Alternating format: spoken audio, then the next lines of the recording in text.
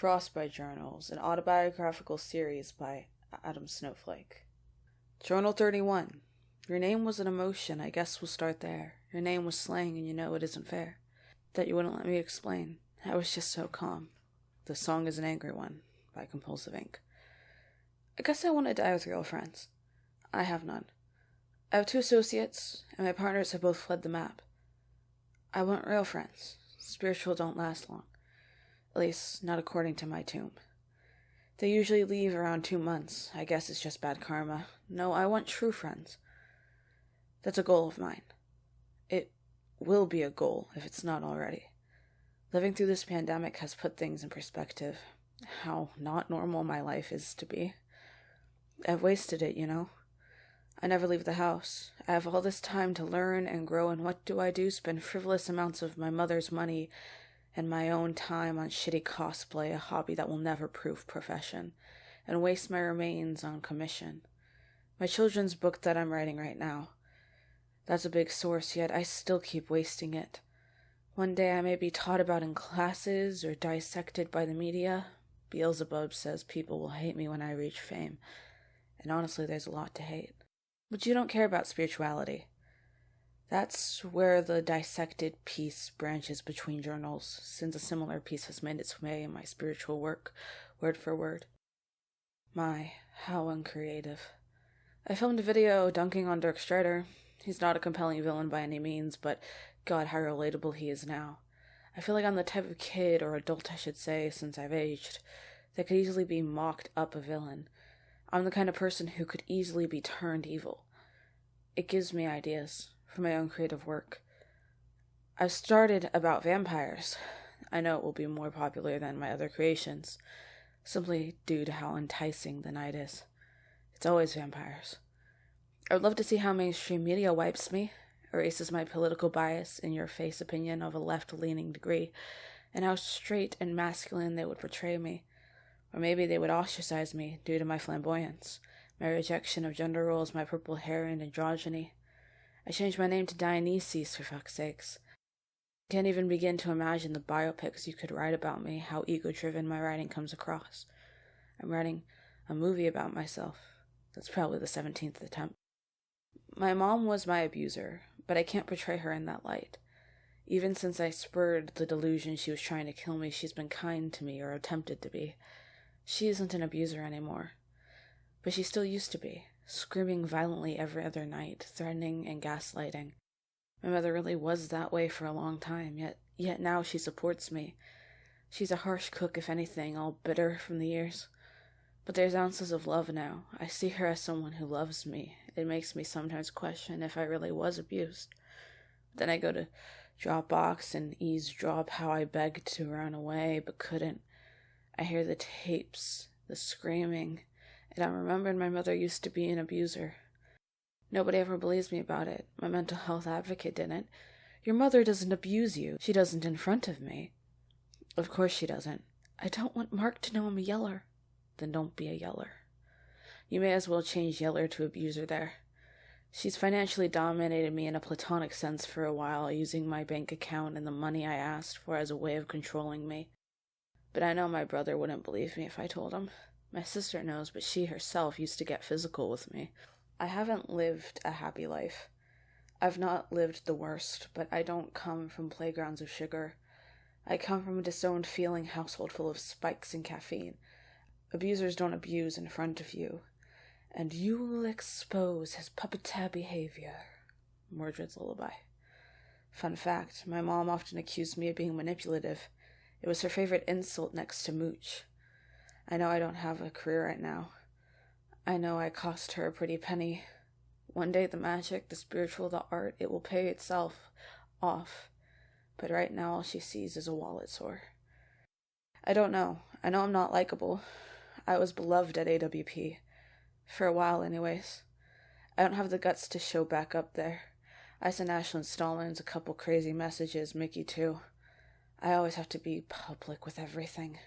God, I can't leave stuff alone private. Why is that? Why do I feel the need to share everything? Even with strangers who could give less of a damn. Maybe I should get into philosophy. After all, I am a white man. That means I'll be showcased over those who are brown or women. But maybe then my trans card would weigh me down, if not erased entirely. If you have to scrub me, don't scrub my olive tone, don't scrub my queer, but scrub my gender. Portray me as a white male to vanillize me. If you must, people who care will always know I was much more than that. The gender is stagnant, their presentation is fluid. I know I'll be scrubbed one day, the way they always do. The whole log has been bitterly sarcastic, but I'm not wrong. History is whitewashed.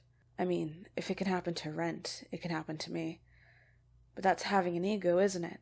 Assuming I'd ever be taught about in classes, assuming I could make something worth note.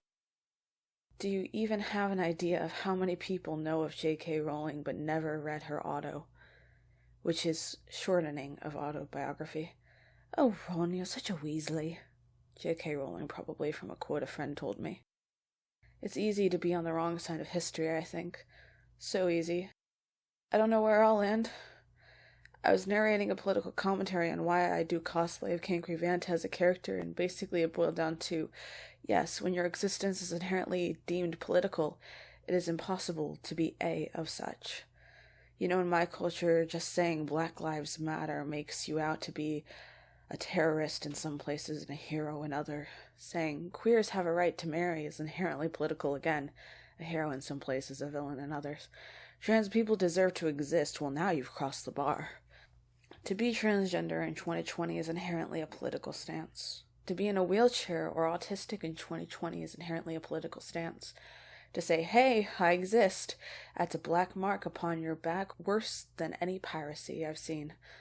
Now I'm referencing shit you don't know about.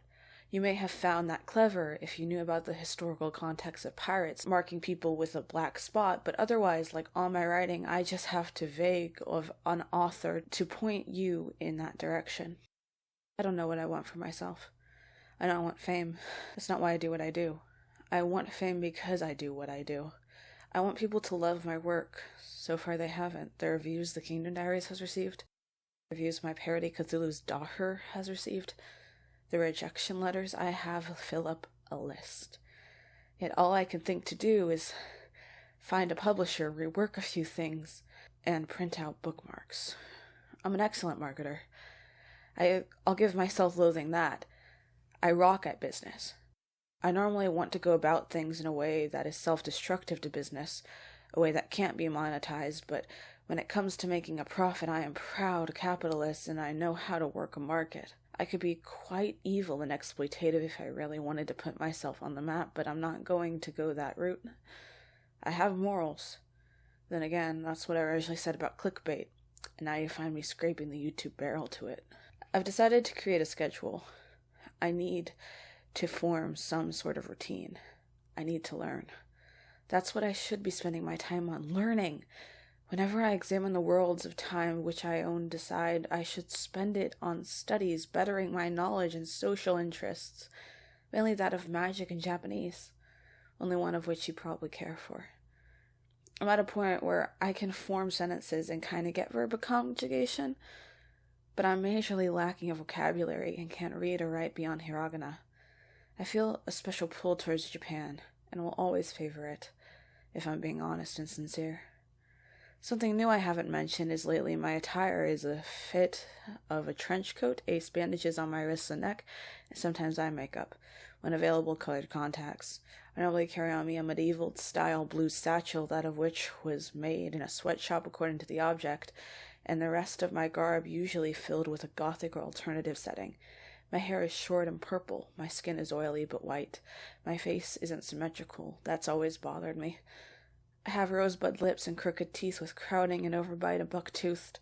I normally with this attire wear faux leather gloves, the fingerless sort. I'm an eccentric character. That I cannot deny for a minute. I present you my dress because it matters to me that you have a clear visual. I've started today in deciding that I wish to be more masculine, but only in personality. I decided that I would wear a masculine demeanor, but a feminine attire, and see how well that works. Eventually I'll flip between hyper-masculine and hyper-feminine to which suits me better or forever stay in between. I cannot decide on a presentation as of the moment. The gender is stagnant. I am nothing more than male. The presentation is fluid. I guess that's where I'll leave this entry. A dark something is consuming my soul. It feels a lot like death if you've ever been in the presence, but it's also wrapped with a depression that I'm forcing into Yami emotional state of joyful sadness. Goodbye for now.